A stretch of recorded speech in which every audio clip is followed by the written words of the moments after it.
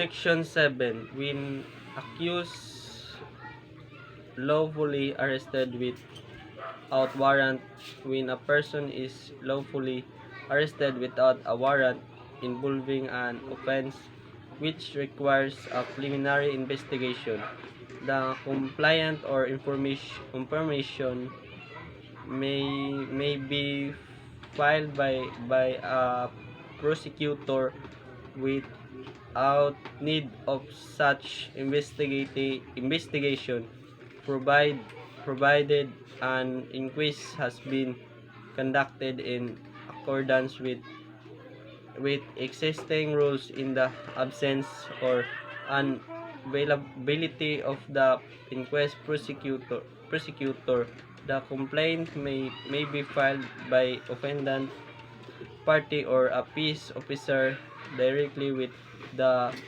proper court on the day of the affidavit of the offended party or arresting officer or person.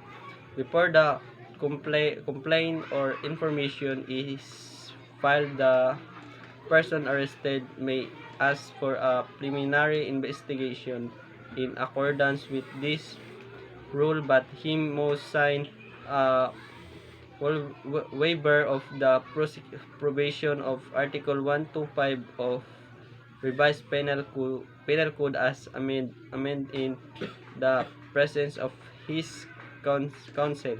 Need withstanding in the waiver, he may apply for both, and the investigation must be terminated with 15 days from its exception. After the filing of the complaint or information in court without a preliminary investigation, accused may with 5 days from the time he learned of it failing as for preliminary investigation with the same right to those evidence in his defense as provided in this rule. Section 8. Records. A. Records supporting the information or compliant and information or compliant file in court shall be supported by the affidavit and counter affidavits of the parties under witness together with the other supporting evidence and the resolution on the case. B. Record of preliminary investigation.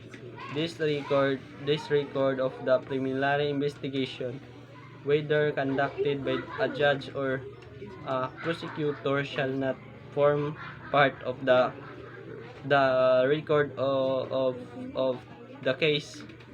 However, the court on its own initiative or own motion of any party may order the production of the record or any of its party when necessary in the resolution of the case or any incident there, or when it is to be introduced an evidence in the case by the request party. Section 9. Cases not requiring a preliminary investigation nor covered by the rule on summary procedure.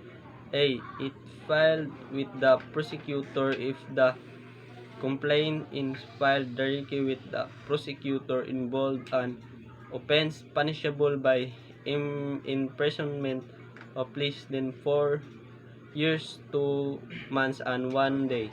The procedure outlined in Section 3A of this rule shall be observed. This prosecutor shall act on the compliant based on the affidavit and other supporting documents submitted by the compliant with 10 days from its filing. B. If filed with the municipal trial court if the complaint or information is filed with the municipal trial courts or municipal circuit trial courts for an offense covered by this section. The procedure in section 3A of this rule shall be observed if within 10 days after the filing of the complaint of information, then the judge find no probable cause after personally evaluating the evidence or after personally examining in writing and under the under the complaint and his witness in the form of searching question and swear he shall dismiss the same.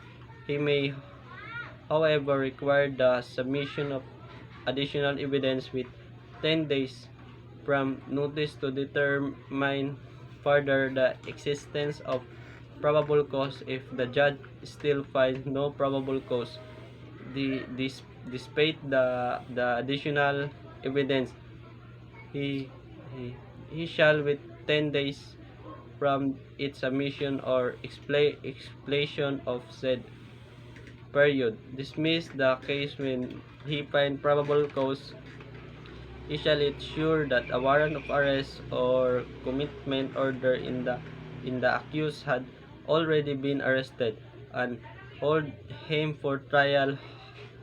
However, if the judge is satisfied that there is no necessary for placing the accused under custody, he may issue summon instead of a